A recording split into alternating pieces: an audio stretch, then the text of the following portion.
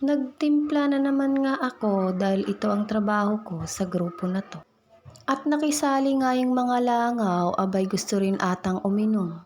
Gusto na si Maris. Nakanta lang ako. Magkano lang. At dahil kumpleto na nga ang grupo, ito't pinagtulong-tulungan ng gayatin ang ipupulutan namin. Tofu nga ang naisipan namin dahil ito lang ang pasok sa budget namin. Trash talkan nga lang muna ang atake namin habang nag-aantay pa. Hindi ka pa naman lasing pero kabud ka na lang gumiling-giling.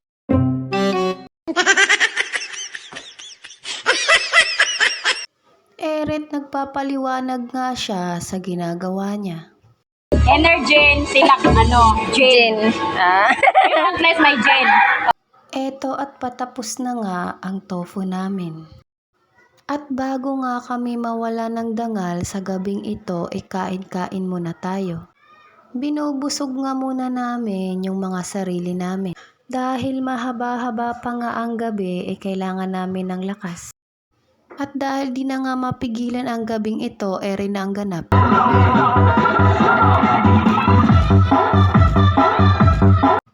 Malalaman mo ngang may mga amats na dahil may umuungol na. Ibaon mo! O, diba mga mare?